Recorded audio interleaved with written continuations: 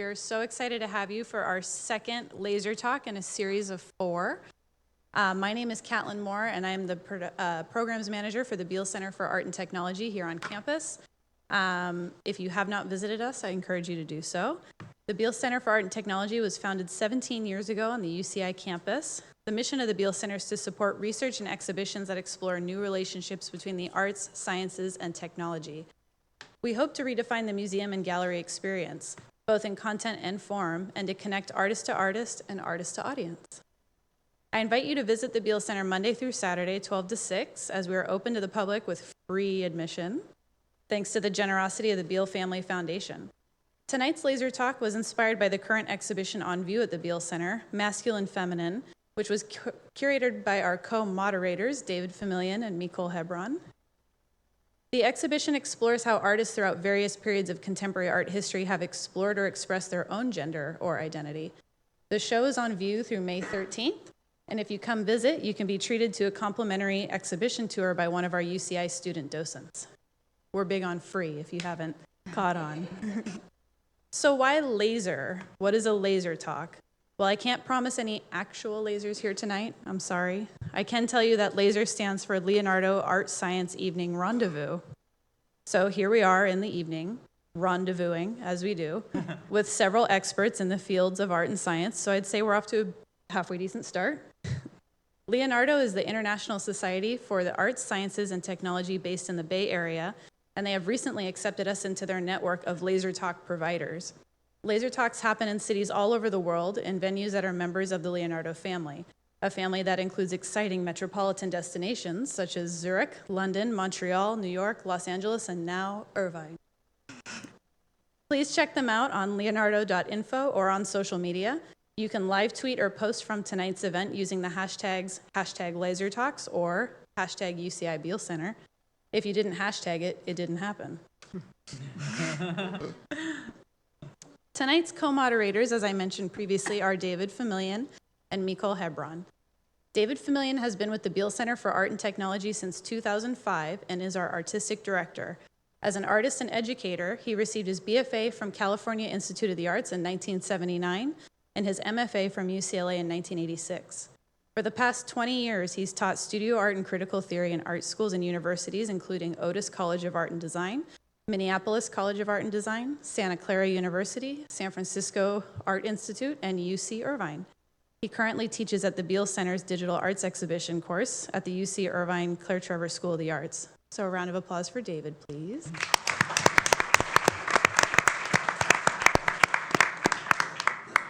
Nicole Hebron is an interdisciplinary artist whose practice includes studio work, curating, writing, social media, crowdsourcing, teaching, public speaking, and both individual and collaborative projects. Hebron is an associate professor of art at Chapman University, the founder-director of the Situation Resource Space for the Creative Community, the Gallery Tally poster project about gender equity in contemporary galleries, and the Digital Pasty Gender Equity Initiative for the Internet. In the past, she has been the chief curator at the Utah Museum of Contemporary Art, the director of the UCLA Summer Art Institute, an editorial board member at Extra Magazine, an independent curator, a conservator at LACMA, and the co-founder of Gallery B12 in Hollywood in the 90s. So a round of applause for her as well.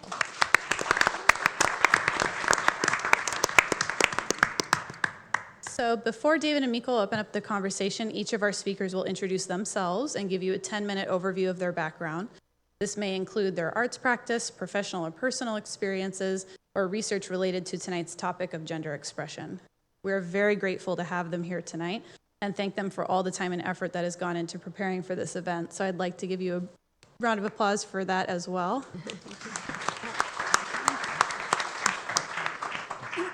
Following their individual presentations, we will have a moderated conversation and then open the floor up for questions from the audience.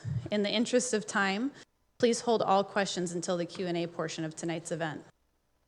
We'd also like to give a big thank you to our generous event partners, and when I say your name, I hope you'll stand up, being the Laguna Art Museum, specifically Jenny Baccardo-Dewey. Yay, thank you. The LGBT Resource Center at UCI, Davidian. Danny with the LGBT Center OC, Jamie DeYoung and Dean Stephen Barker from Claire Trevor School of the Arts.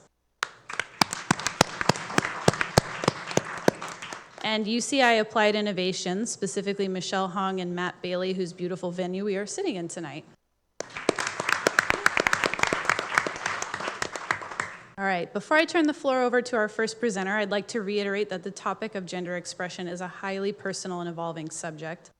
In the spirit of the university's dedication to curiosity, research, and education, we'd like to ensure that all of our guests feel welcome here tonight. Some of you may have a personal, seasoned relationship to the conversation here, and others may be learning about this topic for the first time.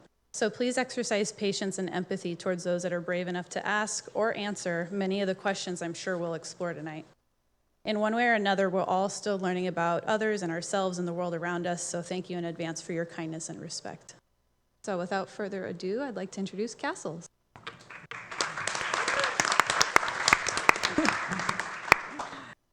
Hi, my name is Castles, and I'm an artist working in performance, film, sound, sculpture, and photography. My artworks offer a shared experience for contemplating histories of violence, representation, struggle, and survival. Cuts, a traditional sculpture, was a 6-month durational performance in dialogue with Eleanor Anton's 1972 performance, Carving, a Traditional Sculpture, in which Anton crash-dieted for 45 days and documented her wasting body with photographs from 4 vantage points. In my iteration, instead of the feminine act of wasting, I used my mastery of bodybuilding and nutrition to gain 23 pounds of muscle in over 23 weeks via a regimen of force-feeding the caloric intake of a 180-pound male athlete, grueling workouts, and 6 weeks of steroids. And like Anton, I took a photo every day from 4 anatomical positions to document my transition.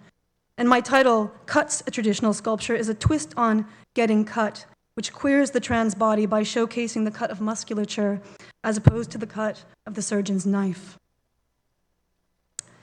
When I reached the peak of my conditioning on the 160th day of this performance, I collaborated with photographer and makeup artist Robin Black to create Advertisement, Homage to Benglis, in which I stage a homage to Linda Benglis's advertisement.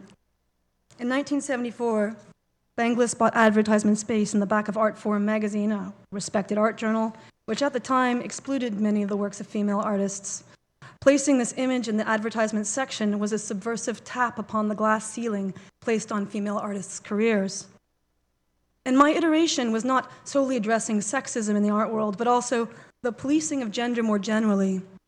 So rather than purchasing ad space in Art Forum, I capitalized on my connections in the gay, fashion, and art publications to disseminate these self-empowered images of trans representation. And so the work wound its way through the internet, ending up on gay male versions of Hot or Not sites, where my photo would steadily climb up until suddenly people would scrutinize my pecs, realize they were breasts, and the image would disappear into the ether. Last May, my piece, Homage to Benglis, was used as key art in an advertisement for a blockbuster exhibition which toured the German Historical Museum, the Schude Museum in Berlin, and later the Münster Museum. The poster featured my artwork as key art. It was then censored by the Deutsche Bahn, the German transport department controlled by the German government, on the basis that my image was, quote, shameful, pornographic, and sexist. So obviously the reason they figured this out is because they knew that biologically at birth I had been deemed female. Therefore they knew that those were, quote, breasts. Therefore this was pornography. So I responded by creating a sticker which features the image and invites the German public to adhese this sticker on other advertisements in the Deutsche Bahn, which they also found to be shameful, pornographic, and sexist, of which there were plenty. These are just a couple of photographs from some of the defaced and vandalized posters from around the city of Berlin. The one on the right has the German word hate, scrawled across my chest. So recently, the Trump administration rescinded an Obama-era order allowing transgender students to use their bathroom that matches their current gender identities versus a sex they were assigned at birth. The law bars discrimination, and the new administration invites it. And contrary to popular hysteria, which considers the presence of trans people to be a threat, gender nonconforming people, especially those of color, are extremely vulnerable to becoming victims of attack. So it is in this time that art is vital to the project of working against transphobia, and the recent attempts to ban my images from the public sphere only underlines their necessity.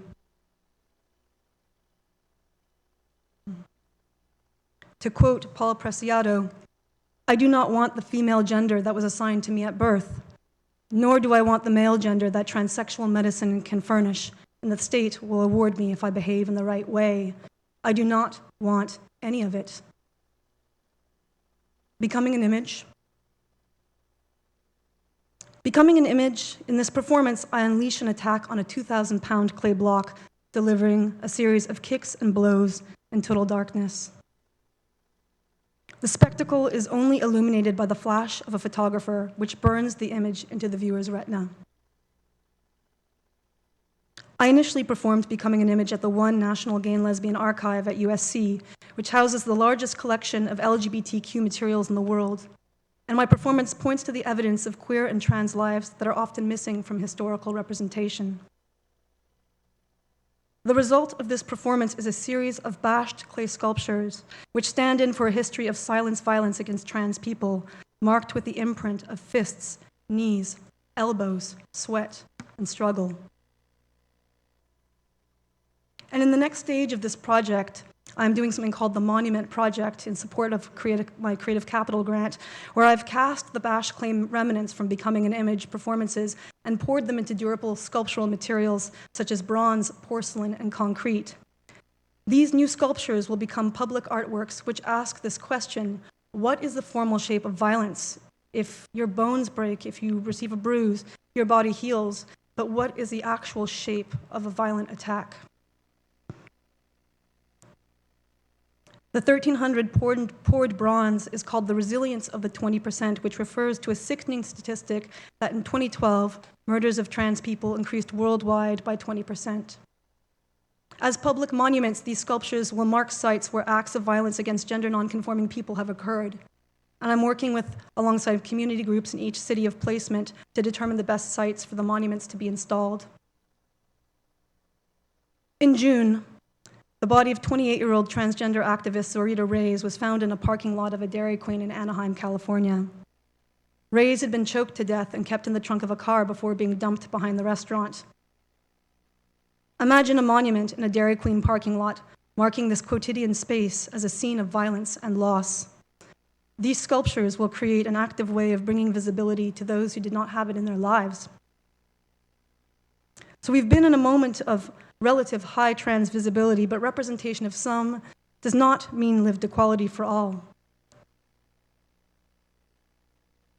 Now I'm going to move on to a film. If we could dim the lights, possibly.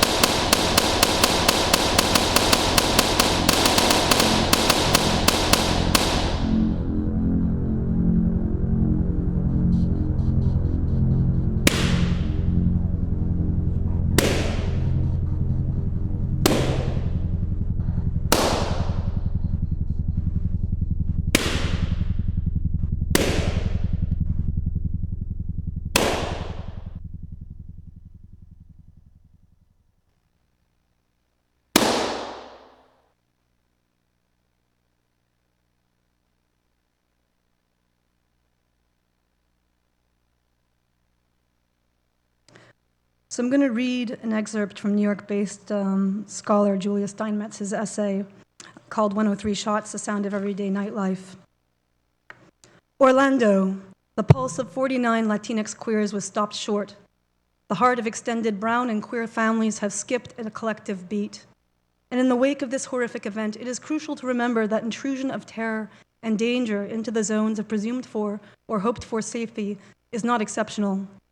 For queer and trans people of color, this inversion of the terms of safety and danger permeates the everyday in quotidian homophobia and racism, in encounters with the police, and in the far-reaching legacies of colonialism and slavery.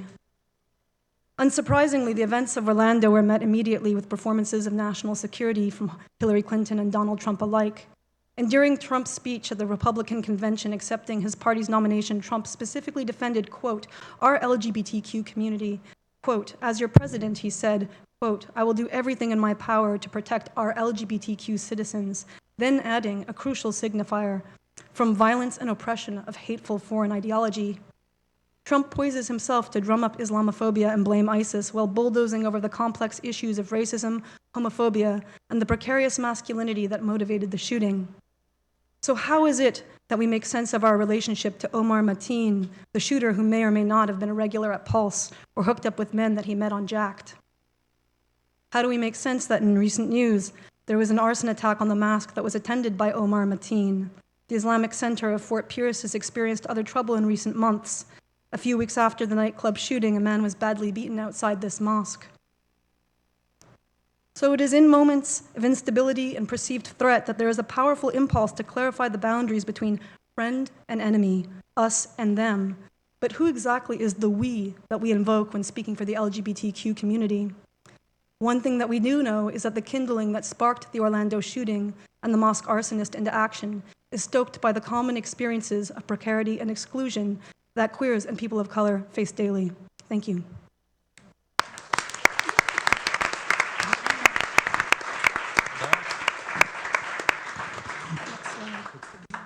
Hi, I'm Zachary Drucker. I am an artist and a human being, primarily, full-time, an actual real-life human being.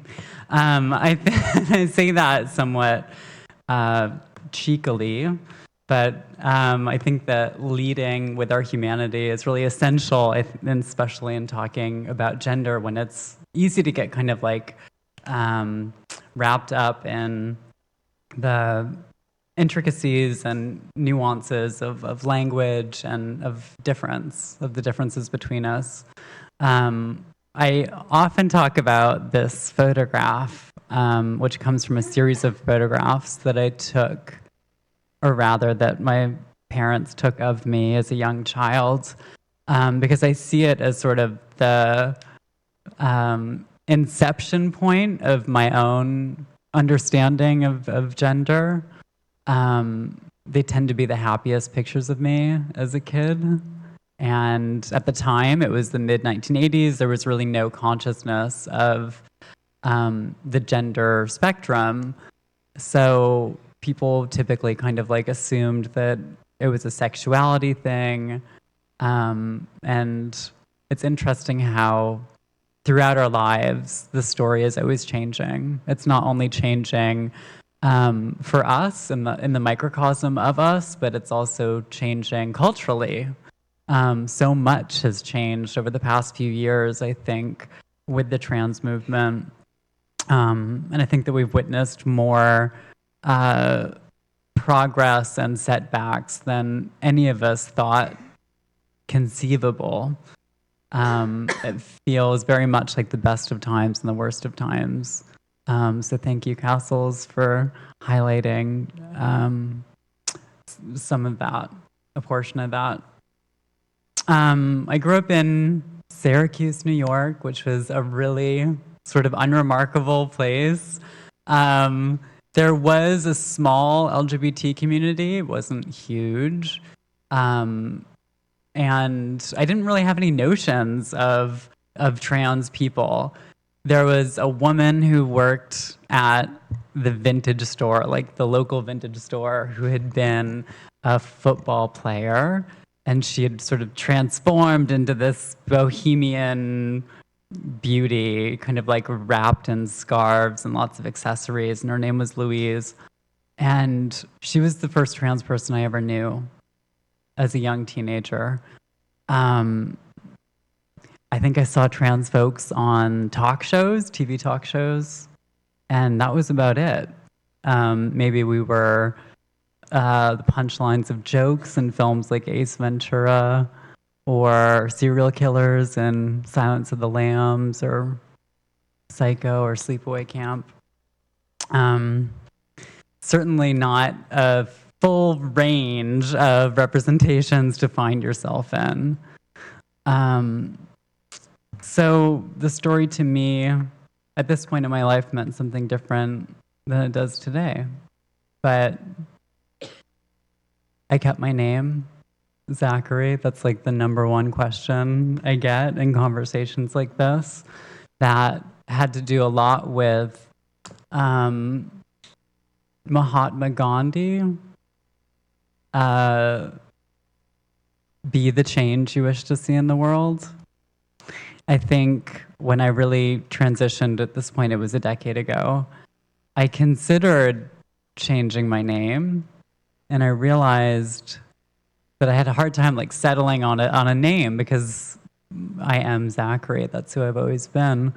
And I realized that the only thing motivating that thought was other people. And I decided that that was a really bad thing to be motivated by. I don't think there's any other area of my life where I make those kinds of exceptions. So I thought, why would I kind of start there with like the thing that is me, right? Like the way that I see myself. So I decided to, I guess, modify the world around me. Instead, I thought, maybe women can be named Zachary starting now. So that's what happened. Later on down the line, this is a photograph of me at in my early 20s. I was sort of a club queen, club person, and I found my way to this magical oracle named Flawless Sabrina, who's still one of my best friends. And Flawless Sabrina comes from a time, well, she ran her first drag contest in 1959 in Philadelphia, where it was illegal, like all other 50 states in America, to cross-dress. She has 77 felonies for cross-dressing, which she picked up between 1959 and 1969. And I've always been kind of really captivated by time, by humans' ability to travel through time, and the fact that I've been able to overlap for my entire adult life with Flawless Sabrina is incredible, because she is a relic and a spokesperson from the past, remembering a time that was pre-Stonewall, like pre-gay liberation, many things. And I think it's an incredible kind of loop to overlap. So much has changed. This is me in my home, the home that I grew up in. This is from a project called Home is Where You Hang Your Heart. It's a collaboration with a friend of mine, Amos Mack, who's a trans guy. And we were kind of re-inhabiting that space of like self-invention and play by visiting the house that I grew up in. And yeah, this is also me. This is another collaboration. I was thinking about the sort of transition narrative and how it has this, like, it's kind of a myth. And it's, I think that akin to like the coming out stories of the 1990s in the first kind of steps towards gay representation on television and entertainment. The transition narrative is sort of the thing that everybody is fixed on when it comes to trans folks. So as a creative strategy, I was interested in thinking about what happens when you're transitioning into something else entirely. And I think, too, as we move into the future, the new binary is actually going to be human-android, not male-female. Like, I kind of like to think around the curve a little bit. And I wonder how quickly this conversation about gender fluidity and the gender spectrum will seem obsolete because there will be new kind of species and variables to negotiate. Just a little thought, just a little sci-fi thought for you. I think that the trans community is witnessing like the best of times and the worst of times. I don't know if I said that already. But I think that as representations of trans folks have grown, so too has derision towards us. And I think that the intersections of class, of geography, of race, compound in an internal feeling that unifies us. And I think for that reason, trans folks are amongst the most diverse communities because it really is something that's internally felt that brings us together. These are all interrelated thoughts. But the panel is expressing your gender, which is a thing that many people don't actually get to, right? And your gender identity being how you feel about yourself, how you see yourself, and gender expression being the realization of that. Once you've kind of moved into a place of self-actualization, despite a world that is constantly distorting your options for self-identifying and for having agency over your own life. So that's just something to think about. You want to go? Thank you, guys.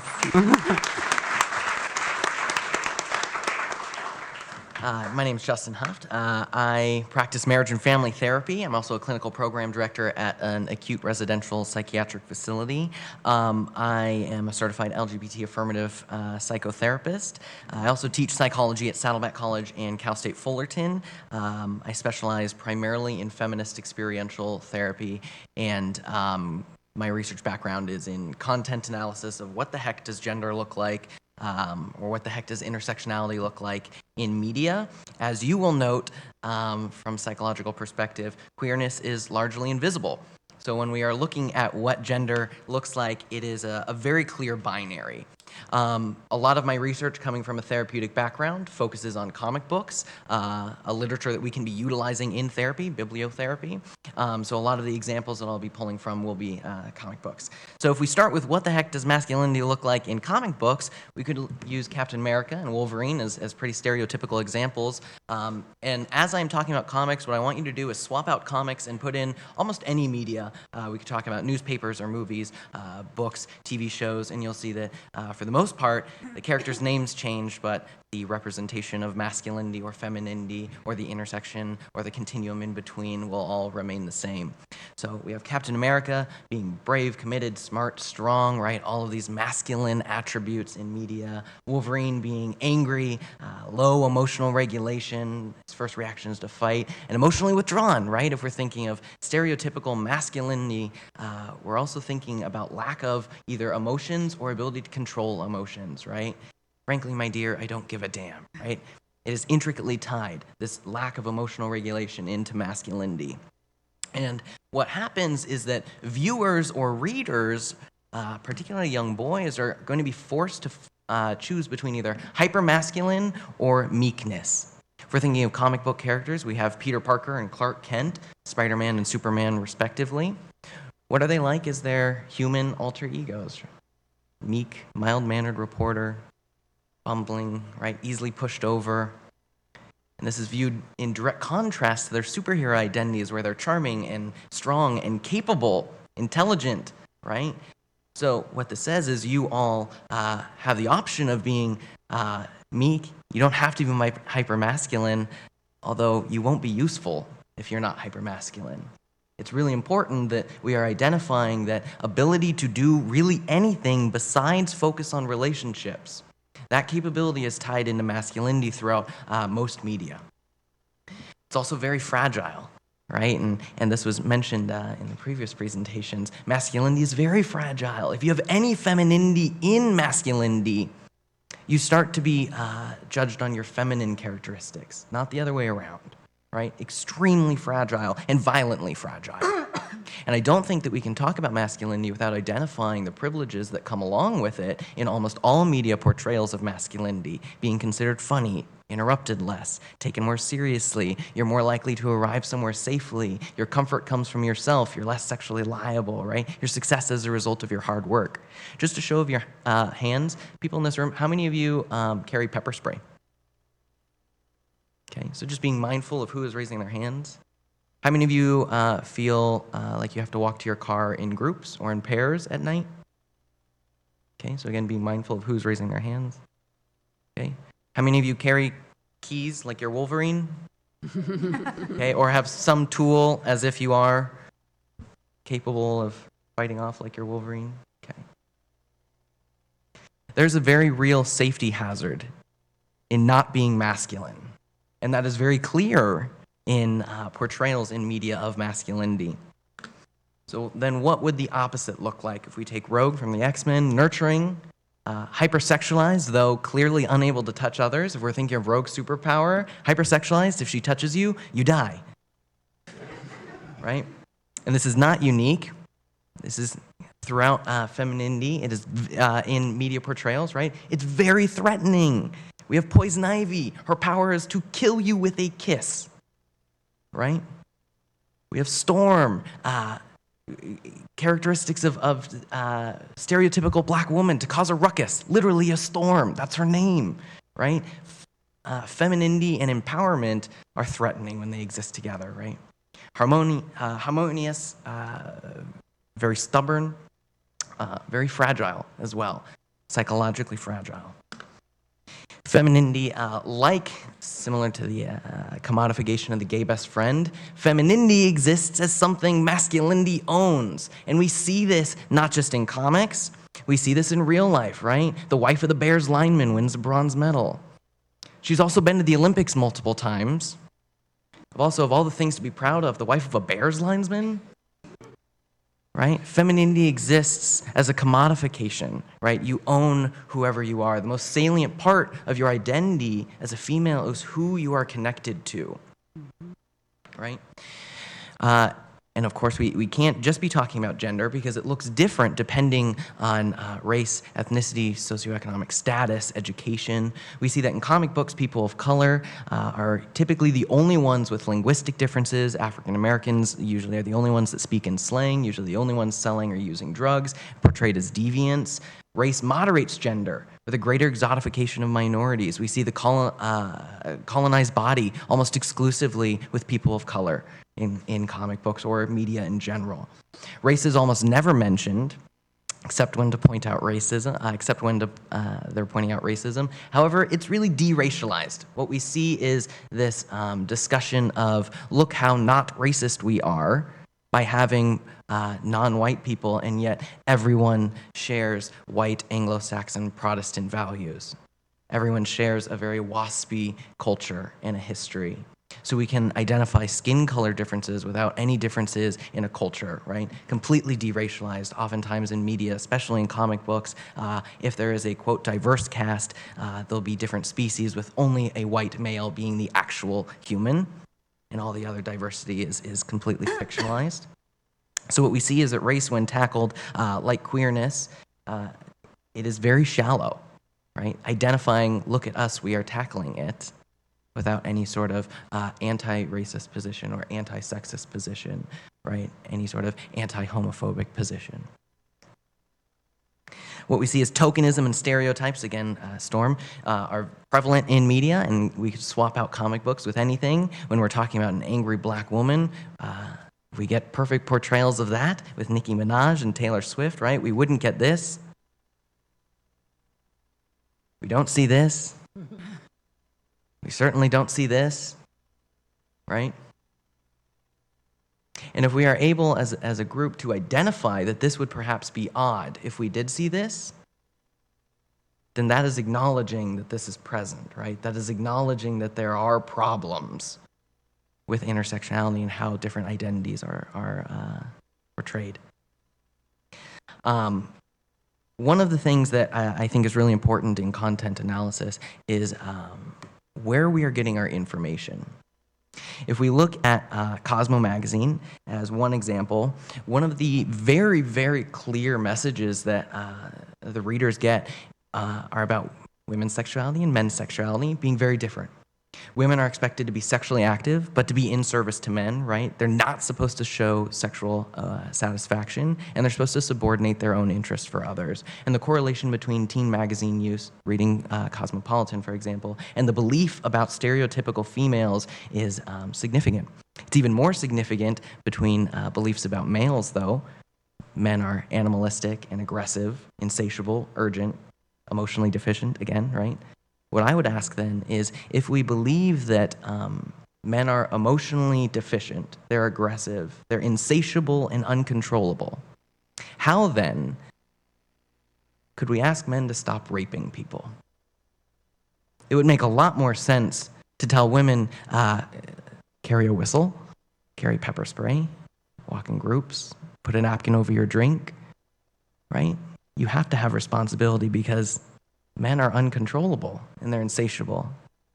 Men ultimately are rapists, so it is your job to be the gatekeeper to your own body, right? And so what we see is, from a young age, Cosmo's target demographic starts at about 12 years old. At 12 years old, people are reading magazines that say you are supposed to subordinate your interests as a woman to men, and also don't try and change men because they are ultimately unchangeable and aggressive and animalistic, right? And we see this in comics and movies and TV and literature, right? We see this time and time again. Actually, I think I'm going to end early because I want to make sure that we have space for questions later.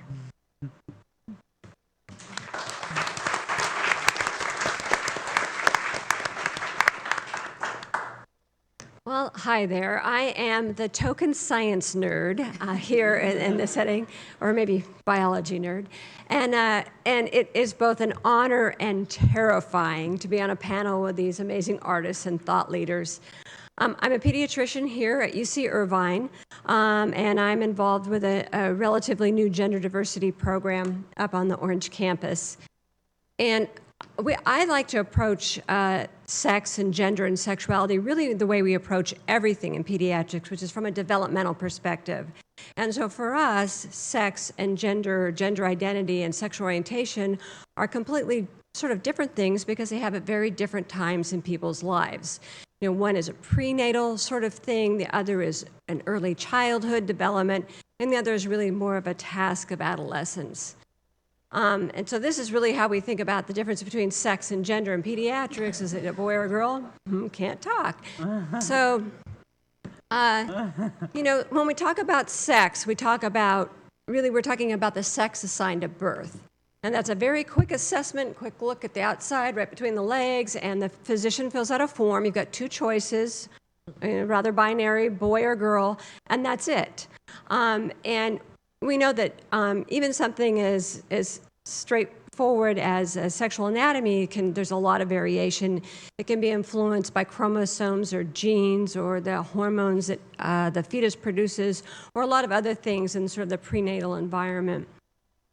And so in marked distinction, gender identity is something that doesn't develop until a person's develops starts thinking about things, developing their sense of self.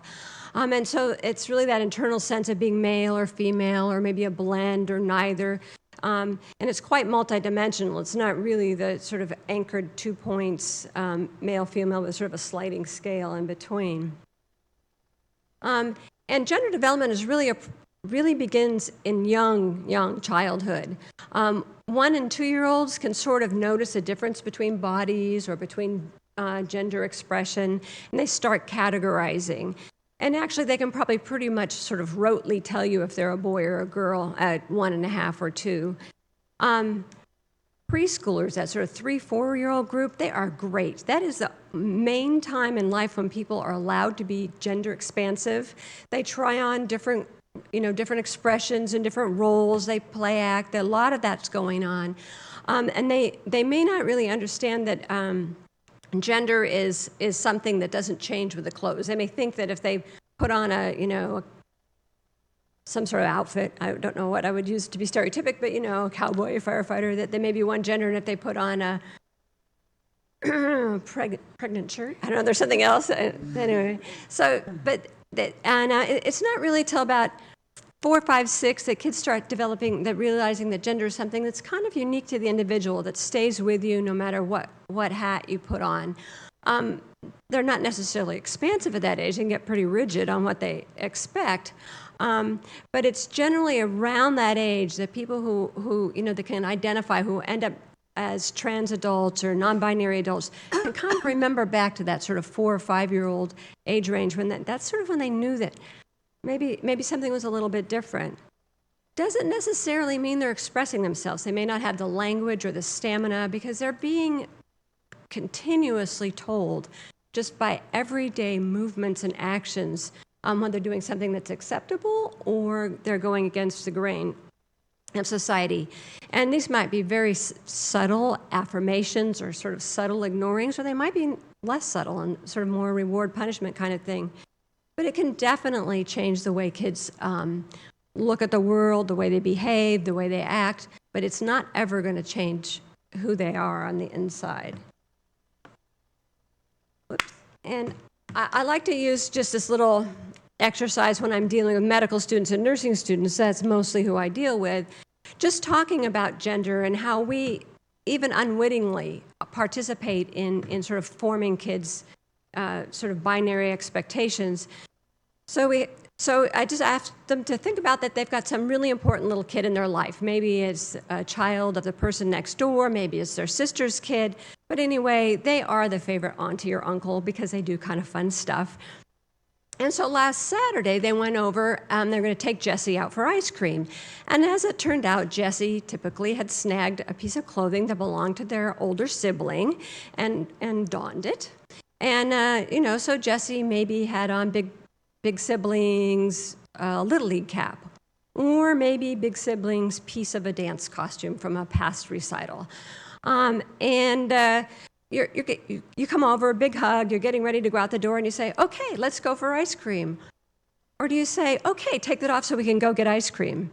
And sort of just trying to get them to think about what would they say, and which Jessie would they say that to?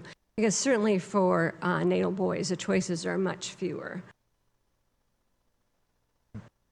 Oops, wrong way. And so if gender identity is a process of early childhood, sexual orientation really is not something that becomes important until puberty, until kids develop a romantic or sexual attraction. And so those are really two very different, distinct developmental phases. And I think they get a little bit conflated sometimes because non-heterosexual or trans or non-binary folks may all push the boundaries of acceptable gender expression, but that doesn't mean that these are related items. If you know someone's gender identity or if you know someone's sexual orientation, you have no idea about the other. And since I'm in pediatrics, it's really important to distinguish because if you know a 6-year-old's gender identity, they may be trans, really means you know nothing about their sexuality any more than you would be able to presuppose what a cisgendered person's sexuality will be when they grow up. And so I think it's really important to keep those things separated. There's a lot we don't know, but there's also a lot we do know in pediatrics. One is that gender variations are not disorders at all, and that the gender variations are really a healthy expression of just infinite possibilities that are out there for humanity. And it's very complicated. Gender involves some of that biology, some of the nurturance, the larger cultural context. And it's pretty fun. There are definitely people who are binary, but people may be fluid or multidimensional, and not in any way to diminish the pain that many trans and non-binary folks experience. But the emotional problems that are associated with gender, it's really important to remember that's a result of the negative responses they've been getting from the outside world, and nothing intrinsic to their gender variation per se. And this is just my infomercial. We do have a gender diversity program up at the medical center. We see folks, we're pediatricians, so we see folks up to 26 years of age, and we provide hormonal treatment. We have a psychologist and psychiatrist working with us. We have community-based referrals. We're so lucky to have the marvelous association with the LGBT Center on campus and the LGBT Center OC, and we have an amazing patient care coordinator and a dedicated phone number. So anyway, that's my infomercial.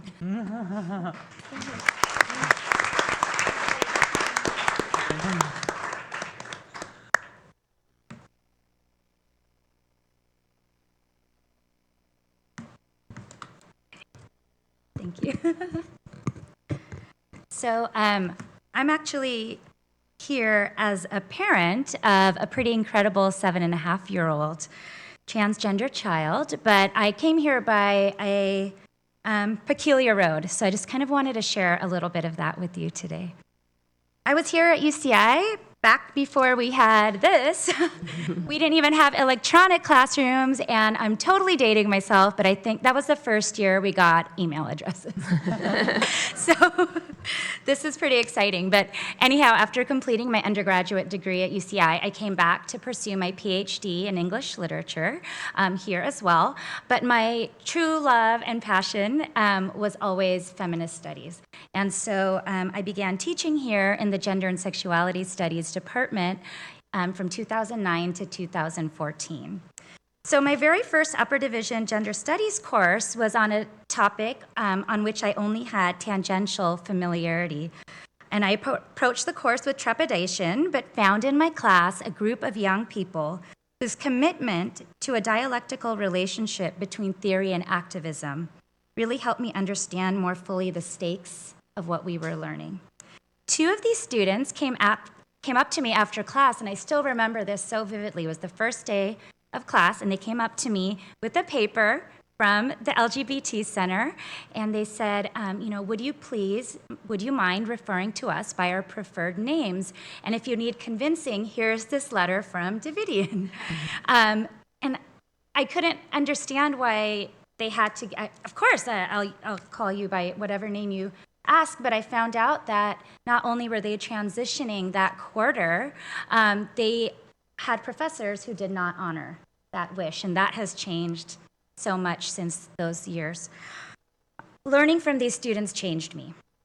Their attention to the lived realities of the marginalized and abjected, their willingness to share their own scholarly and material transitions, and their generosity with the new professor shaped the way I understood both learning and pedagogy. In collaboration with them, and over the course of the next 4 years, I began to complicate and nuance the feminist theories of gender as a social construction that I had inherited as an undergraduate and graduate student. And it was really by listening to transgender activists and reading and studying and teaching transgender theory in the courses that I was able to teach here. When one of these students, Christian, left us 4 years ago this month, and it's been really a tough month, and sitting down to write this was really hard, and I know so many of you share that with me in this room. Just a few days after his 23rd birthday, my commitment to the principles we had been working on together and toward this beloved community which he was so committed to, became imbued with an ardency and the conviction of grief. And yet, as a parent, I have found that practice does not always easily follow conviction, even with the best of intentions. And so I'm here to kind of talk about that today. One day in June, a few weeks shy of his 7th birthday, my little boy came up to me and said, "Mama, I am a girl." And it was just like that. I want to be called a girl. "Okay," I said, careful to sound casual while my stomach dropped inside me. And somehow I had always known this day would come. But to my deepest shame, I had to finally admit to myself that I had hoped it wasn't, and that I couldn't believe that that's how I felt. And yet, if I'm really being honest, I was scared. I was so scared. And yet here it was, and it was the real thing. Finally, being honest with myself, I recognized that the beginning was not that day in June. And as we were just saying, the narrative is a myth. There is no one beginning. There's beginnings and beginnings and beginnings yet again. But perhaps it was the first time he wore my high heels and walked gracefully, like for a toddler, down the hall, the whole entire hallway. It took me years, okay, to walk up and down lecture halls in heels without falling, and I did fall in front of my students once. And his eyes were all sparkle and shine. Or when he begged me to put on nail polish on his sweet little baby toes, so tiny. Or maybe when he wrapped his grandma's scarf around his body to make an evening gown that turned into a sari, that turned into a dress. Or when he put on a bath towel and pretended to have long hair, or when he was Aishwarya Rai in the latest Bollywood film, which was always way too sexy for a 3-year-old to dance to. Or when he snuggled up to me at just 4 years old, his long black lashes downcast and his whole body trembling with sadness, and said, "Mama, I wish I was a girl."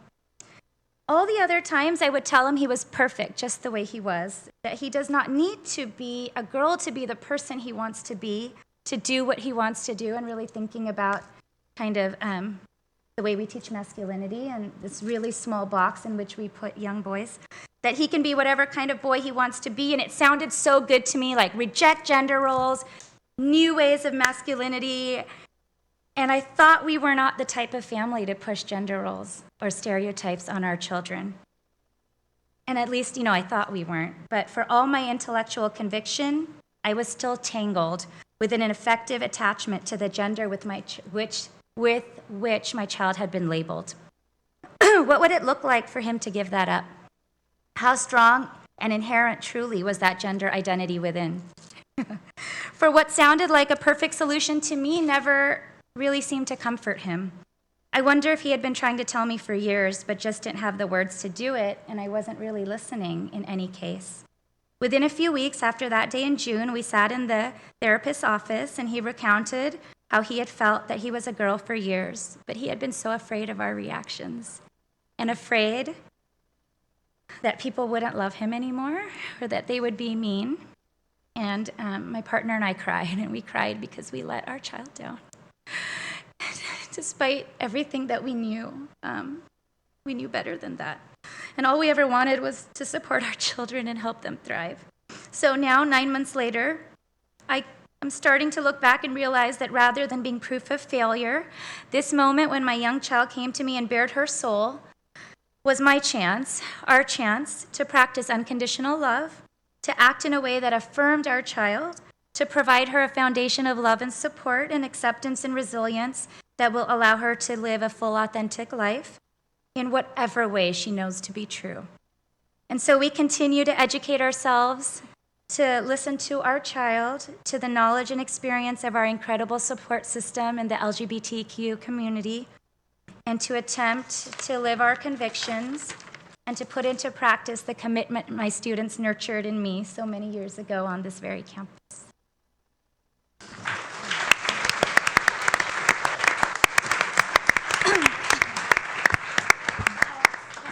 I forgot. I was so overwhelmed, but I brought pictures. Oh, there we go.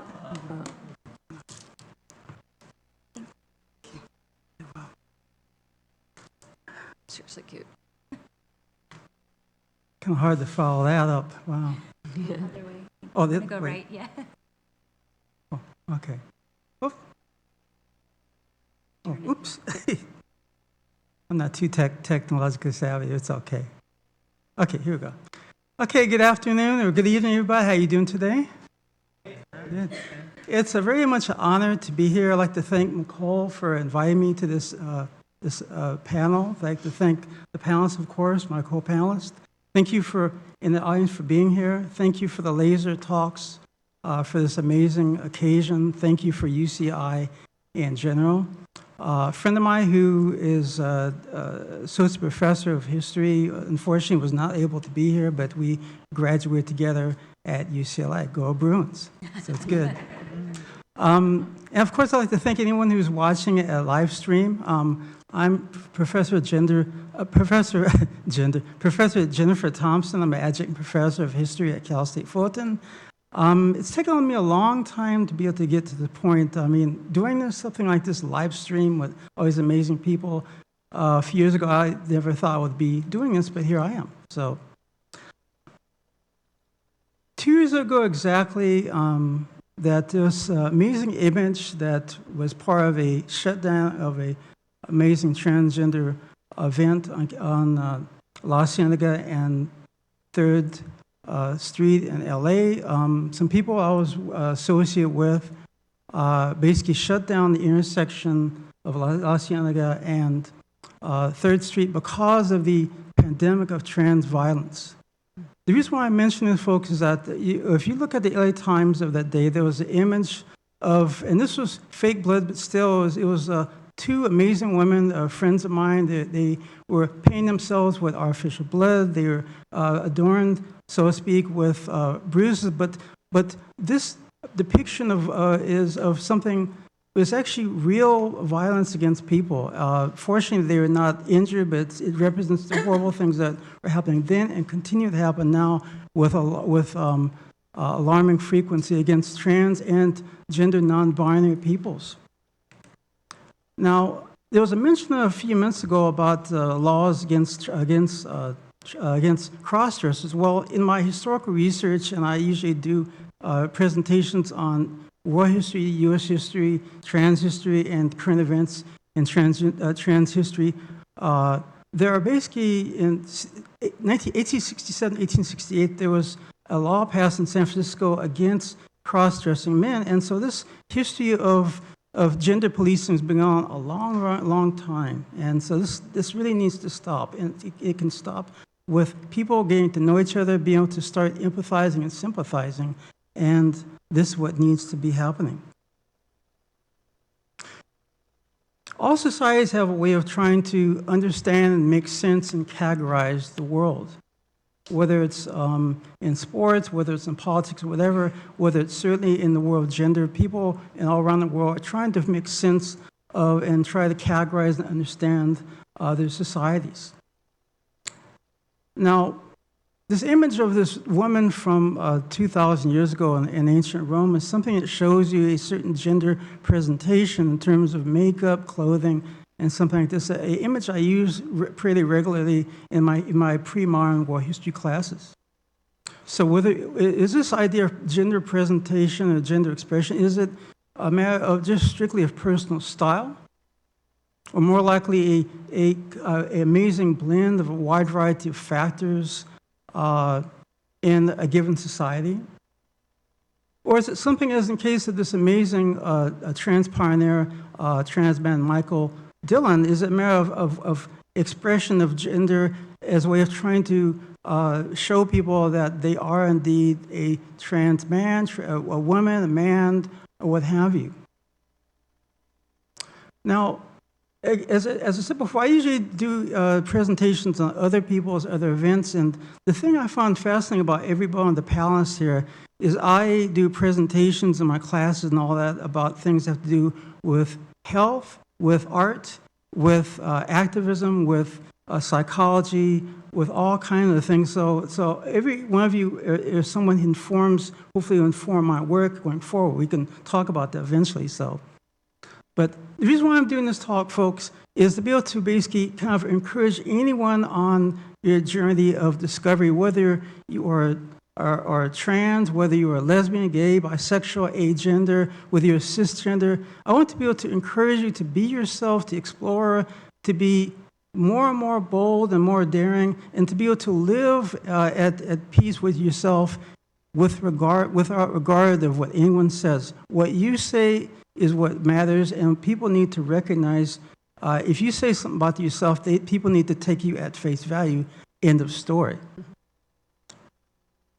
So I decided to do a presentation on myself, not that I'm egotistical, but because rather I have a lot of images of myself, a lot of my friends, they're not out. I feel it would be a violence against them to out them. And so I'm giving myself permission to out myself. That's the reason why you're going to see a lot of people, images of myself. I think the first 15 years, the more recent 15 years, the most, I feel, more interesting of this gender journey.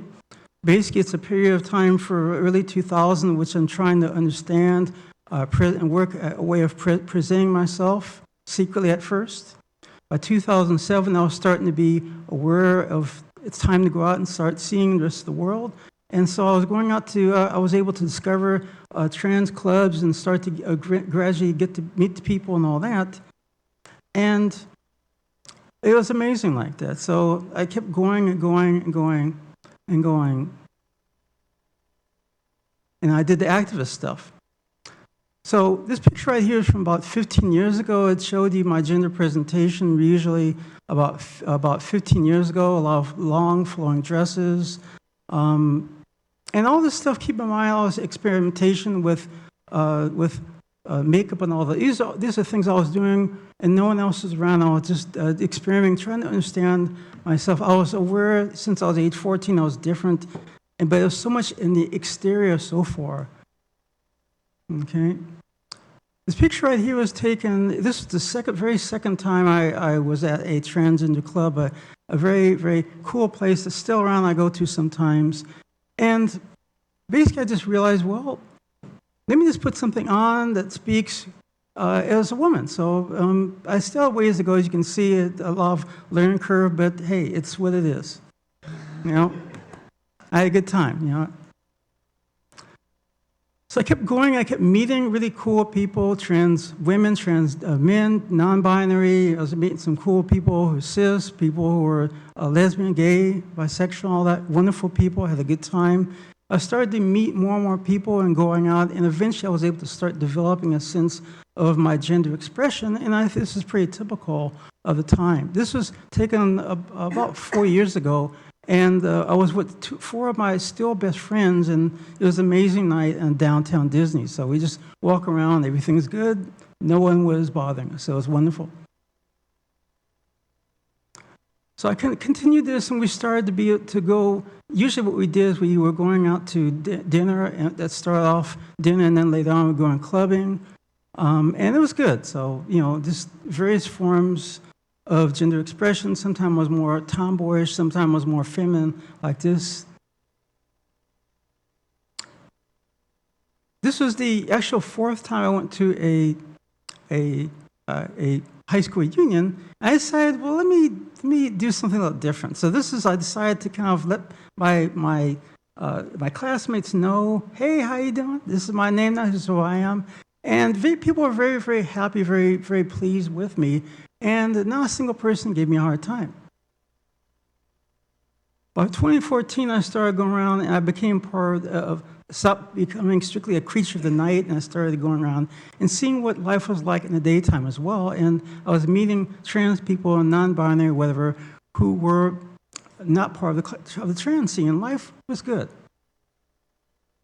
But then, in 2014, I started becoming very much painfully aware of the horrible things that are happening to people in the trans community.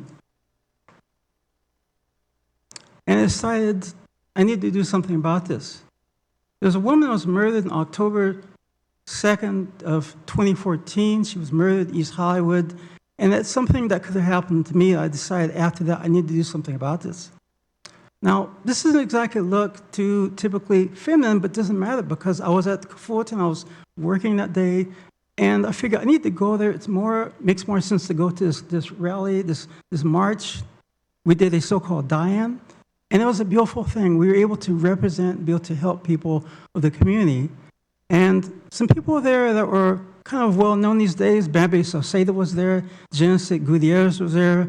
The so-called heckler in the White House, Genesis, was there. This was a powerful moment, folks.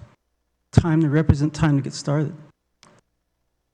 Fortunately, trans activism, trans advocacy can also be something that can be a lot different. We can kind of glam up on all this.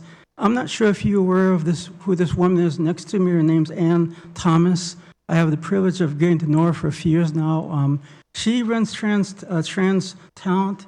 She's been responsible for a lot of the images, more positive images in TV and films. Look her up, Ann Thomas. She's amazing. Now, unfortunately, over the last few months in particular, there's been a lot of hate things against a wide variety of people, against Muslims, against climate change, against LGBTQ in particular, against all kinds of women, against immigrants, against workers, against all kinds of people. And I figured I needed to do something about this. And this was the second march toward women that was out this year. This was a couple months ago. And there was amazing people there. I was able to kind of start mixing up on all that. We need to start being able to connect with each other, regardless of our cause and all that, help each other. This is how we can start raising it, and we need to do something in an intersectional way. Very few people have seen this picture. This was like several years ago.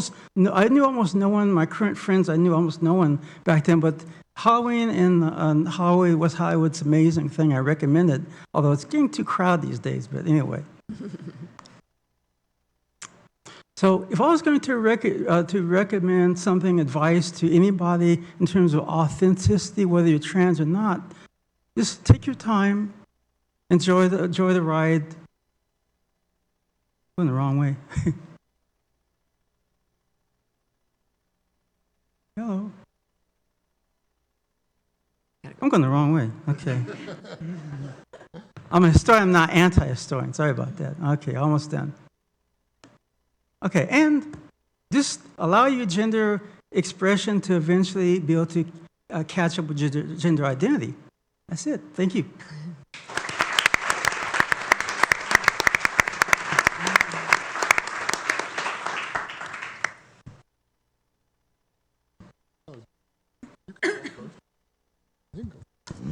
David says I can go first. Thank you all very much for your stories, for your information, for your courage. You're reminding me just how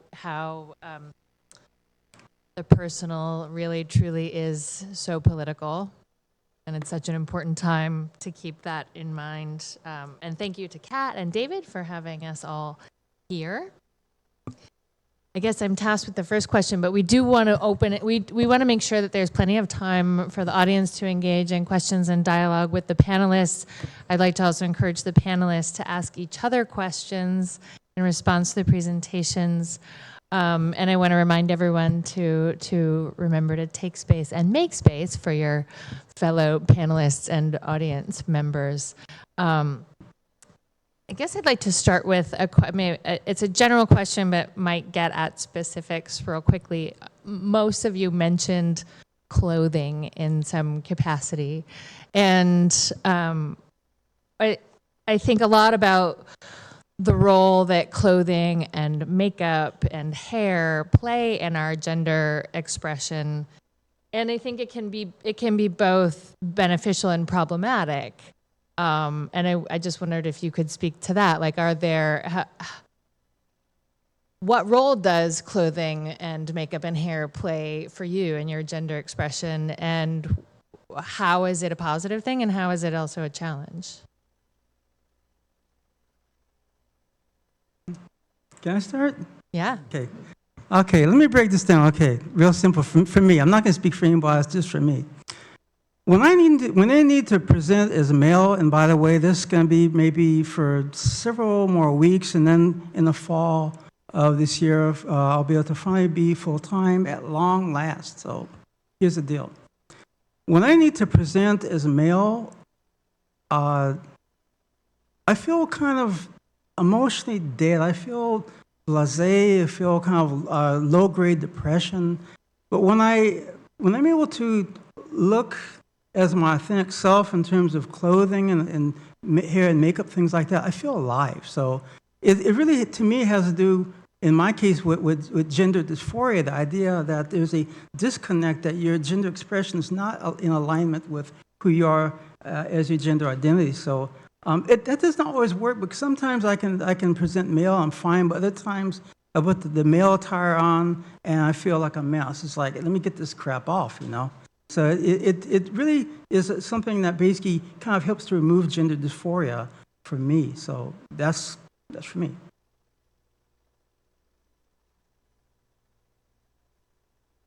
Well, I want to speak just briefly about what you just said. You know, when you this kind of low-grade depression when you dress like a man, and psychology research would support that, right? If we dress you up in men's clothes, typically you are have more restricted, more blunted emotional affect. If we dress you in more feminine-presenting clothes, typically you'll be able to identify more emotions. Your emotional vocabulary increases. If I put you in a tie, you typically rate yourself as smarter. If I put you in nicer sneakers, you typically change other parts of your personality, right? The research on clothes in psychology talks extensively about how all we can change is what you're dressing, looking like, what you're dressing in, and your personality will drastically change. If I put you in a lab coat, you identify as better able to solve problems, right? And so there's something really important about clothes as the act of doing gender, the verb of gender, right? And how that's going to relate to how you identify with different parts of yourself. Yeah, I think a lot about the construction of femininity and the stage that we're in, kind of with late capitalism. I think that so much of the kind of consumerist culture that we're immersed in is built to tell us that we're inadequate and that we have to modify ourselves infinitely forever. We have to buy this thing to make ourselves better, right? Like, we're always augmenting, we're always improving. And I think that the work of feminism over, hundreds of years has sought to destabilize that. I think, I always see the trans movement on the continuum of feminism, of creating more space for gender diversity and gender equity in the world. And I think that it completely starts with how you put yourself together in the morning. As a child of the 90s, I think a lot about RuPaul, who said, you're born naked and everything after that is drag.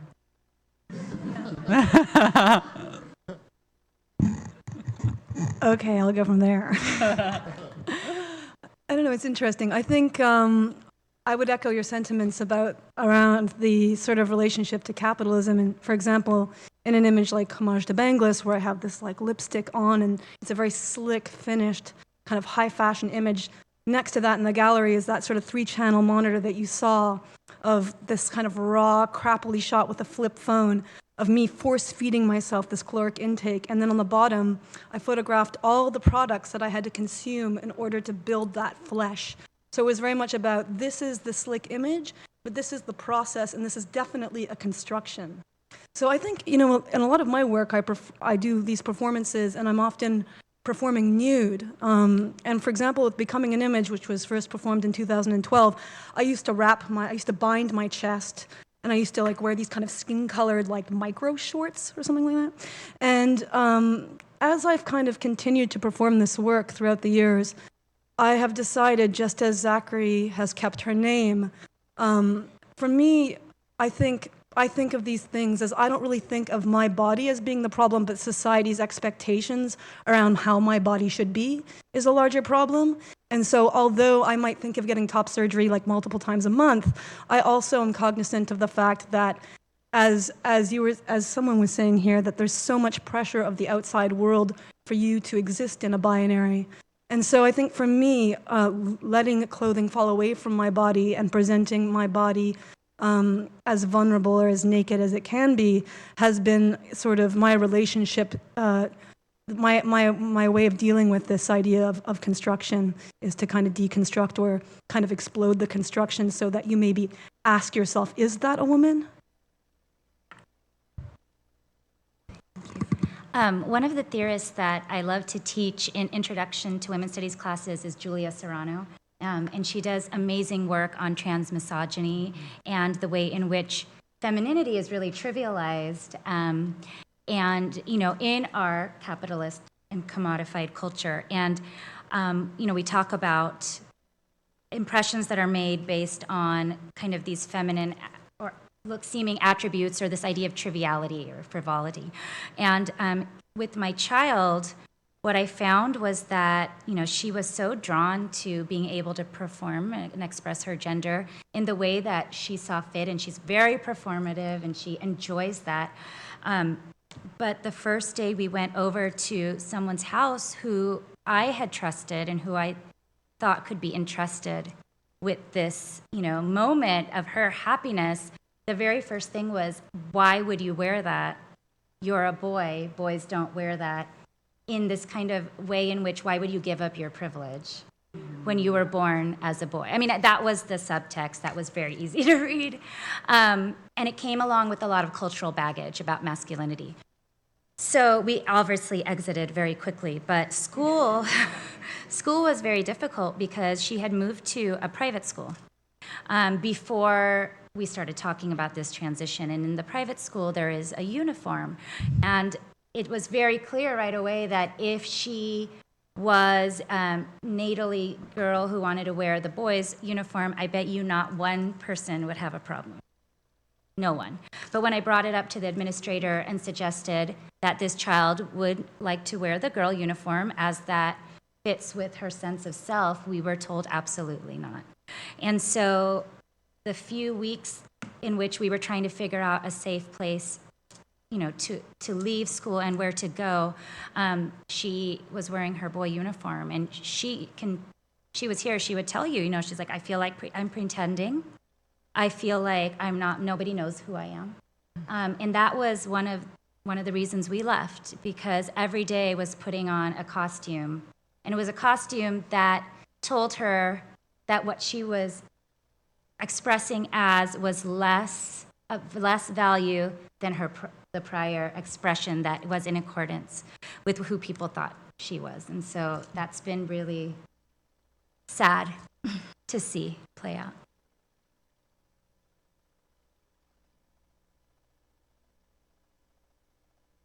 Any comments from the audience about that? Yeah.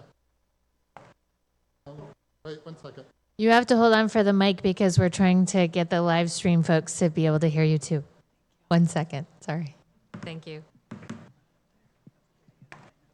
Hi, live stream folks. What's it like being on the internet? Thanks. Is this on? Okay. So a couple things really stood out for me. Your presentation about the masculinity sort of attributes, the characterization of masculinity imposed on young men, those who are more feminine, less, you know, those who can dress up, kind of play the part. I found that very interesting because, you know, we're talking about basically, I was looking at that, I'm going like, yeah, but these characters up there, this Superman, this, like all these superheroes are basically fictions. And so they're, you know, if you're telling a boy you can't wear, you know, a dress to go to school, but you can dress up as, you know, a superhero in tights and in a cape and all these other fancy little, you know, things, you know, it's kind of strange, right? Because you're saying it's okay to be a fiction, but it's not okay to be real, to just express yourself authentically. Right. Mm-hmm. Yeah. And so it kind of goes to your point as well about your daughter. Right. There's a safety in the fiction, I think, right? As a society, right? There's this kind of, it's a space of play that then is shut down as they get older as well, I think, Yeah. in a certain way. Well, I found it intriguing that, these are characters that have been around for decades. I mean, maybe 100 years, one of them, right? And yet, all along, they've been sold as these sort of, real, the heroes. And yet the heroes, underlying this has been this fiction about masculinity. Yeah, and I think, thank you for bringing that up. I think that by identifying that it's fictional, we also have to say that gender is no more non-fictional than Superman is, right? It's all of this social construction. Biology, we can pretend like is more concrete or set in stone, and that's just as much a social construction as the scientific method. And science is just as much of a social construction as religion or anything else, right? I don't think that masculinity and fictional characters are unique, though, because I think the concept of masculinity or femininity or what exists in between is also fictionalized, right? Ernest Hemingway's persona or Churchill's persona is just as fictional in kind of the collective unconscious or collective conscious as Superman is, right? Or Batman. Probably many of the people in the room haven't read Batman, but would be able to tell you a lot of his own attributes and what it would be like to be a Bruce Wayne or Hemingway, right? Or an Indiana Jones. I don't know if it maybe makes sense to be separating the perceived nonfiction from the fiction, since it's all this social construction.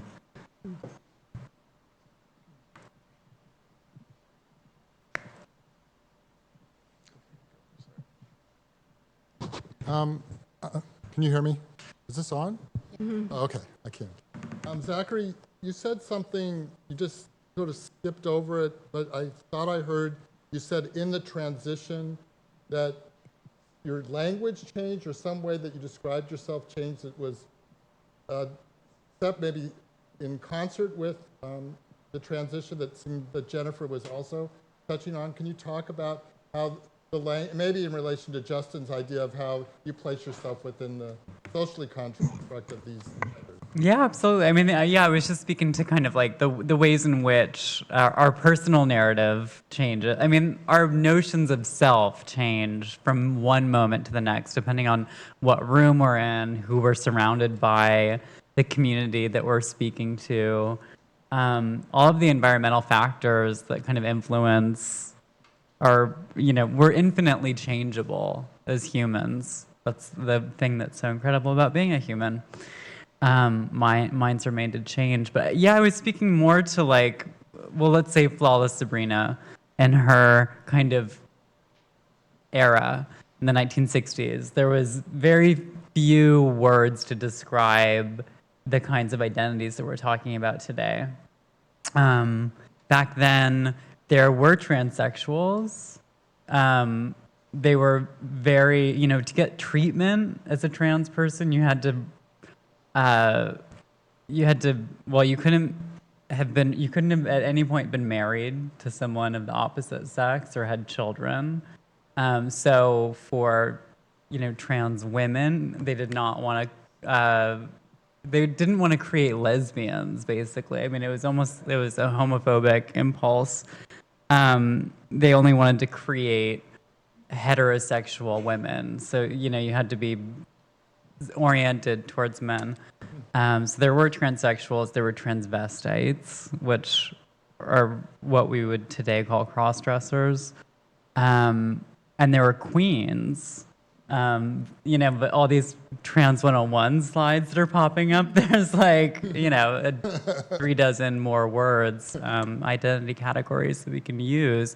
So we've gotten very specific, I think, in describing our states of being and what fits us. I mean, I think that, there's a lot of pressure on people who are living outside the binary to define themselves. And It's because we are a visual manifestation of something that everybody experiences. Everybody has an experience of their own gender. Everybody in this room does. Everybody in the world does. And everybody has a unique way of understanding and performing it. The difference is that we wear our difference in a way that's identifiable. And so we're the ones that are tasked with spending all the time defining it and discussing it. I think there was some idea moments happening. Thanks. Anyone else? Well, just thank you guys for your courage and awesomeness. I'm in awe, and it might sound a little old-fashioned, but if you're not around, a collegiate institution and a diverse audience, then you don't have this kind of interaction. And I would say that a lot of the issues that still happen today are related to ignorance and lack of understanding. Would you have any ideas of where you're going in the future with this and how you will increase that understanding?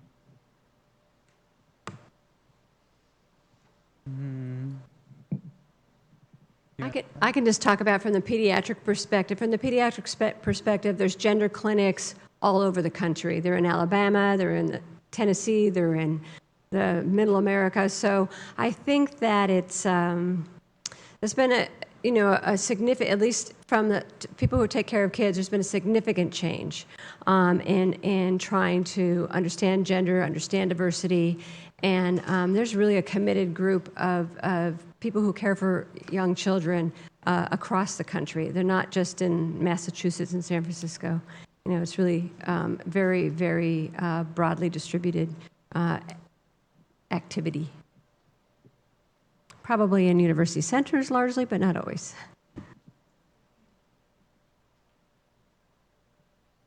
Yeah, I think ultimately we're working towards legislative protection on a federal level. And, the biggest impediment we have as a community right now is being gaslit by, faction of conservative politicians who are fear-mongering and using the oldest tactics in the book, which are to kind of build on people's fears that their, wives and daughters or, themselves and their daughters are going to be victimized in restrooms, which was used in the civil rights movement. It was one of the ways that the ERA, the Equal Rights Amendment, was defunded, was they, created this complete non sequitur that equal rights for women would create unisex bathrooms. And still there's, these absurd kind of claims that all of a sudden men are going to be in women's restrooms. What they're doing is saying that trans women are really men, and denying our existence altogether, when protections against assault in restrooms are on the books in every state in America. So we have a lot of work to do to answer your question. I think that, my own work in media and entertainment, I work on a TV show, and I consult on a lot of different media projects.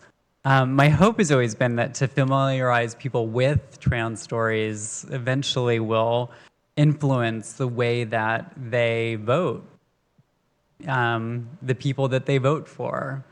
And I hope that this wave of trans hate mongering will bite them in the asses one day. Very, very soon. Couldn't come soon enough. And since you're addressing some of the barriers to getting more education, I think that I just want to add on two more, and I don't necessarily think this will be shared by a lot of the academics I work with, but I think the two major barriers towards more education is, one, people who have more privilege and power really like to say non-dominant identities are responsible for teaching them. And what's the scientific word? That's fucked. That's awful. And I think that the second major barrier is that most of our academic attempts to increase education are additive, right? I have a certification in LGBT affirmative psychotherapy. The fact that that exists is horrendous. The fact that psychotherapy in general is not LGBT affirmative, the fact that you have to get additional education so that you are not pathologizing people for their existence is horrifying. And I think that a lot of academic subjects, in their attempts to increase diversity education, increase visibility, increase whatever it is they're going for, oftentimes separate out the curriculum. So it's what is considered, quote, normal, and then the other. And the other is race or sex or gender or whatever it is, but it's typically additive. It's not integrated in a meaningful or important or much needed way. Yeah, I don't know, I guess as a visual artist, I think about ways of creating visual languages. And that's different than, obviously, the sort of activism of changing a law or whatever. But to speak what you're speaking to, I think part of what I try to do in my work is create a very visceral sort of physical experience that anybody can relate to.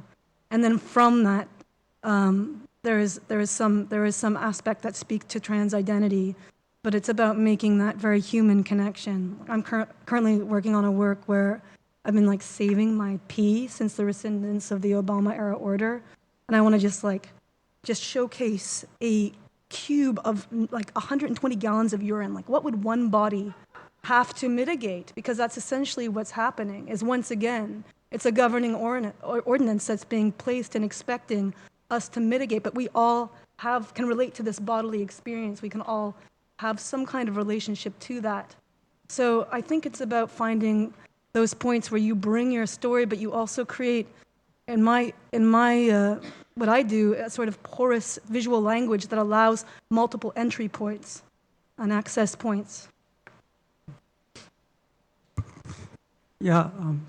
Can I say something real quick, super quick? One of the things that really bothers me that almost no one's addressing, is the transphobia and homophobia in the church community. Here's the deal. What they keep talking about, a few passages in the Old Testament, the Hebrew Bible, that talk about cross-dressing or what have you. But here's the deal. If you look at what the words of Jesus said, if you call yourself a Christian, Jesus is almost silent about, he didn't have anything to say about lesbians, gays, bisexuals. And with the exception of one brief passage about a eunuch, which is one aspect of trans people, he was silent. Focus on the teachings of Jesus if you call yourself a self-identifying Christian. Please do that. Please stop the hate in the Christian church, especially the black church, and I probably would say the Latino church as well. This is killing people. The largest number of trans people that are being murdered is in Brazil. That needs to stop. Thank you. What we've been working on, and I've been working in collaboration with Danny at the OC LGBT Center and Joel at the LGBT Center in Long Beach, is really elementary schools being safe places for our trans youth. And especially in the more red parts of Orange County. So we're really working on helping our community understand that these children are here, that they are valued members of our community, and that the staff and the administration need to educate themselves on what it means to be gender nonconforming, what it means to be transgender, and then strategies for inclusion in our elementary schools. One of the things I was told when I would first go talk to administrators was like, oh, it doesn't happen that early. Okay, like, you're gonna, or, oh, we've never had anybody talk to us about this before. come to one of our classes and we'll talk to you about why, So, but I think that's just from the very small place in which we are maneuvering is we're hoping to have a really huge sea change in inclusion in our elementary schools. And we're just starting district by district, really.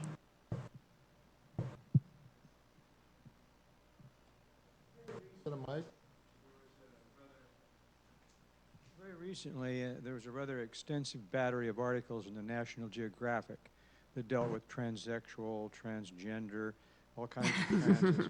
What would be your reactions to those articles in terms of, are they valid, invalid, on the right trail? Are they educational? What are they as people in the business of trans? In the business of trans. I think they did a great job. And Katie Couric had a special, I don't know if it was 2 hours or 1 hour, I forgot, but on the trans community that was in tandem with that issue. And I thought they were both really well done. Just the fact that there was a whole National Geographic devoted to gender. It wasn't only trans. It was, gender expression in different cultures and stuff. Yeah, it was. I thought it was well done and important. I think two thoughts come to mind. One is that I think it's great when a publication like National Geographic talks about something, but I think it's really important perhaps when the voices of people in the community perhaps are listened to as well. And from what I understand, they were largely invisible in National Geographic. I also think it's important to be identifying who owns National Geographic and perhaps what Rupert Murdoch's ideas about trans might be. So I haven't read the article, so this is really great.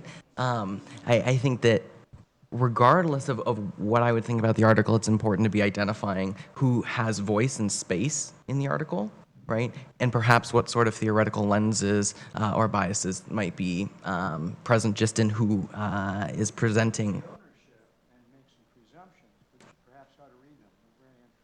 Sure. Can I chime in on this thread, if it will? They also did an accompanying video that included interviews with 9-year-olds from around the world, right? Which I thought was really interesting and important to talk to kids who were kind of pre-adolescent and from a variety of cultures and talk about their experience of gender. But one of the things that I found the most appalling or disconcerting, though not surprising, unfortunately, were the comments and the amount of people that unsubscribed after that issue or saying things like that they were condemning National Geographic for supporting such degeneracy. And we started hearing the same kind of language that we heard, say, with like Nazi Germany. And that, for me, raises a question maybe about what it would take to dismantle the gender binary entirely, and if it would be useful to do so. Like, can we decolonize gender? It seems that so much of the violence that is inflicted upon people and that we inflict upon ourselves is in an attempt to fit on one side or the other of the binary. And as Zachary is talking about the relationship of capitalism to this, and I think all the time about how much capitalism thrives on the gender binary. Like, you go to Target and you see the boys section or the girls section, but you don't see a section for like gender nonconforming shampoo. Like what? But It's coming. right. Well, and so what is that? What will that mean? Like when we have gender fluid deodorant. So maybe my question is, is it possible, and would it be positive? Would it be useful to get rid of the gender binary? I guess. Yeah. Speaking as an individual, I don't think it's necessary to get rid of gender binary, but what we do need to get rid of is the idea that males are superior and females are inferior. We need to be able to share space. I mean, there's this thing in linguistic studies is called post-structural deconstruction. It was basically works of very impossible works by Jacques Derrida and Michel Foucault. But for me, the thing that's important about post-structuralism is the idea of diversity in terms of different types of history. For example, in the 1950s, 1960s, there was the emergence of social history, women's history, and all that, basically grassroots history, instead of the white men, white cis men, who are either politicians or religious figures. And now you have people, grassroots history about all kinds of people. You have LGBT history, you certainly have disability history. It's not necessary to get rid of the binary, but it needs to be, you need to get rid of the idea of superiority, inferiority, us versus them. And that's, that's what we need to do. There's room for everybody. And if you're binary, that's fine. If you're not, if you're agender or asexual, it doesn't matter. Just, you are who you are, and people need to accept that and recognize that and appreciate you for who you are. Thank you. I think the binary is, I think that society really likes binaries, but nature does not. Like, binaries don't actually exist. And especially when it comes to gender, I think that nature's proof that there is no binary is the 1% of babies born that do not fit neatly into the male-female boxes. I think that if we were watching black and white televisions in 1950, and today we're watching like full color, HD, about to be 3D, about to be virtual reality, there's no reason why our notions of gender should stay black and white as well, when every other identity category we have is on a spectrum. It just seems false and flimsy, even if most people are weighted on one side or the other.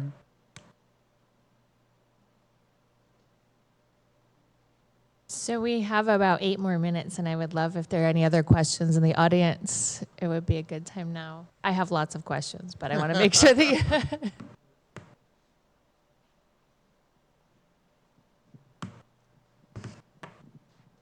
Do you all have any thoughts about how we can change the minds of the religious people who seem to be so adamant that what trans people are doing is just some kind of awful sin? I mean, the average person who isn't tied up in religion seems to be reasonable. They meet us, they get used to us, and accept us. I want to know what we can do to win over the hardcore people against us.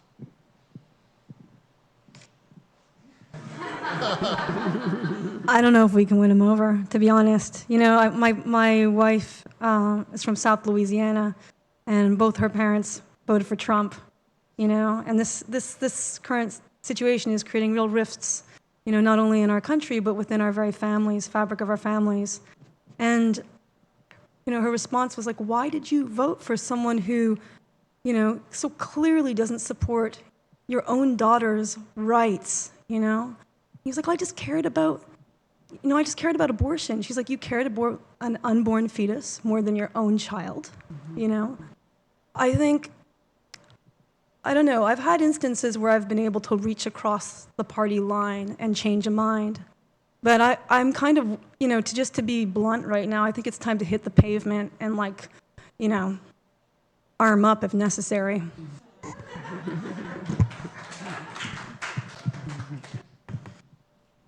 And perhaps it might be important to be identifying that it's not just trans individuals that are victims of religious persecution, right? It's blacks in the Mormon church, it's women in every church. It's like, it's not just trans individuals. And so I think when we're looking at how perhaps oppression can be combated, there might be, and might not be, but there might be really important historical moments where we have seen a marginalized or an oppressed group get more power and privilege within a religious institution. And I think that arming up is that's going to look different around the world, and it's going to look different with different institutions, but ultimately that's what it looks like, right? Is is a very visual, a very present, explicit fighting back, and perhaps not a passive, let's hope things get better. I would say one of the things you can do to be able to start persuading people, if that's such a way, start interfacing with Christians who do care, who are very accepting and all that. There's a brilliant church. If you ever go up to San Francisco Glide Memorial, they are just brilliant. They are extremely fully inclusive. In Pasadena, there's probably 2 or 3 churches that are very we take all people and no hating, no judging. The Metropolitan movement is brilliant. They are ones who really accept not just trans, but also lesbian, gay, bisexual. Work with them, be able to support them. And then the other thing, as far as other people, sometimes you need to make people do the right thing. Look what happened in Brown versus Board, and what happened with the Montgomery bus boycott. We took to the streets, we boycotted. People didn't like having to desegregate, but they were made to do the right thing. Sometimes you have to make people do the right thing, even if they don't like it. So it's basically connecting with people who are of like mind, and then saying to other people, hey, stop being a hypocrite, stop being a bigot, and start owning up to what's going on. We need to have life for liberty and the pursuit of happiness just as you are. Otherwise, no. Justice for everybody or justice for nobody. That's the way it's going to go. It's your call. So Gloria Steinem said something a few months ago along the lines of, this is a vote against the future, but the future will win. And I think the kind of simplest way to distill the sort of cultural setback that we're experiencing is a rejection of modernism, right? I think that many of the things we're witnessing fall under that rubric, right, of rejecting modernism. I think that institutions that are upholding antiquated ways of being will be obsolete eventually. I think that science plays an increasing role in our lives, and I think that it's demystified a lot of the sort of fundamental beliefs of religion. And 2, I think religion can provide us with certain structures and foundations that make us feel who we are, right? That gives us a sense of heritage, of cultural identity. I travel a lot, and just the other day I was in the airport and I realized that everybody was on their phone. Every single person, like it used to be just a few people. But we've reached this sort of critical mass when you're in a room full of people and nobody's having a conversation with another person. Everybody is interfacing with somebody over there that definitely agrees with them about most things. So I think the best we can do is when we find ourselves in those situations, instead of sort of turning to the inward impulse of looking at your phone, to instead have a conversation with somebody that is a stranger that you might not agree with. I think that's really important, but the issue is you've got to moderate what they say. We have to, like what I say is we have to learn to talk to the other 50% at this point. And this is what the whole situation in the country, I think, is that we don't talk to people who disagree with us. We become stranger and stranger and stranger to each other. And I really believe that talking to people who don't agree with you is probably the best thing to do right now. We have a question in the audience. Last one. Raise your hand. No, it's good. Thank you. I have a lot of thoughts and questions, and thank you. This is probably the most interesting talk I've ever been to. But the question that I think a lot about the economics of the binary, and it's been sort of touched upon by everybody.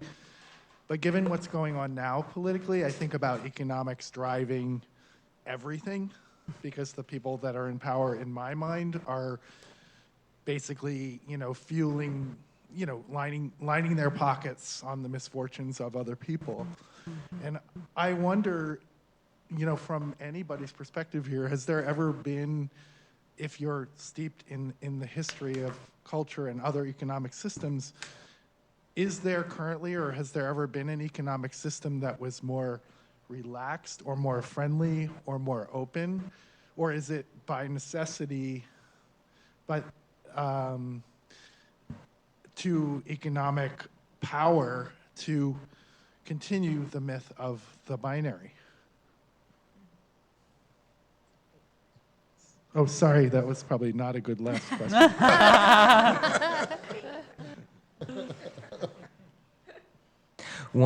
Go, please. Okay.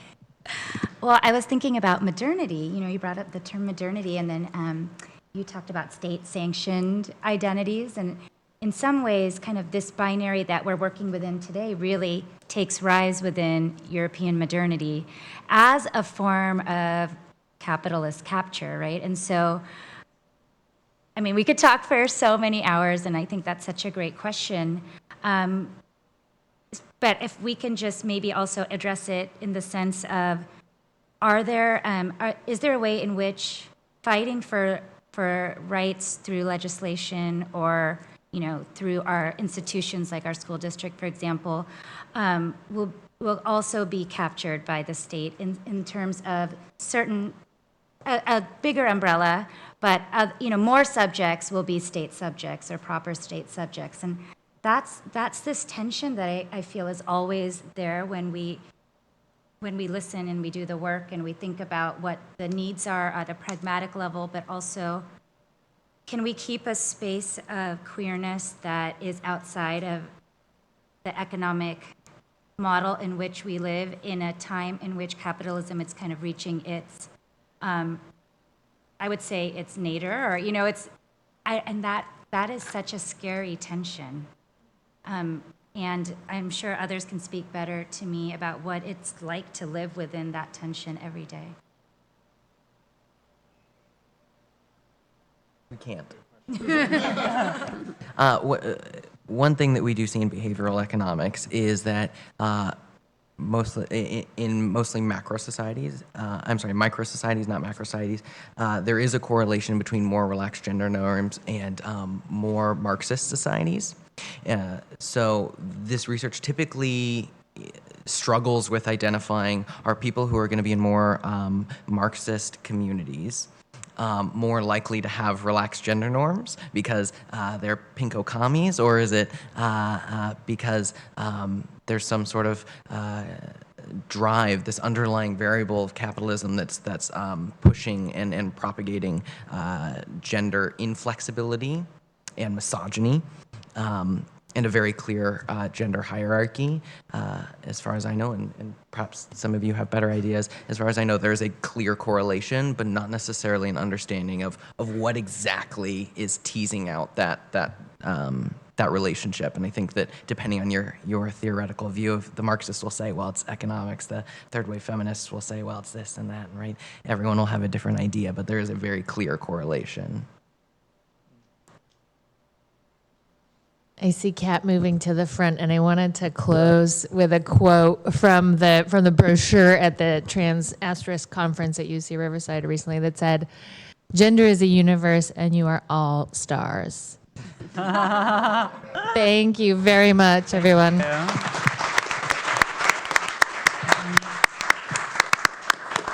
And I want to thank Kat for all her work in bringing us together. She did an amazing job. Well, I wanted to make sure to thank our speakers one more time. I feel like I'm not alone in saying that was really enlightening and emotional and beautiful, and we just thank you so much for being here today. And thank you for attending. So round of applause one more time.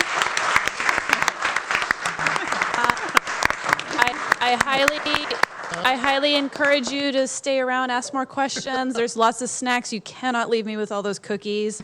There's also 2 organizations out in the kitchen that have some great materials, so I invite you to mingle and stay for as long as you like. You going right home? Hi, how are you? We sort of sat back and let them just go. Wow. Yeah, that was really good. Okay. I loved listening to everything. Yeah. No, you were not. I love monologue. You're such a good speaker.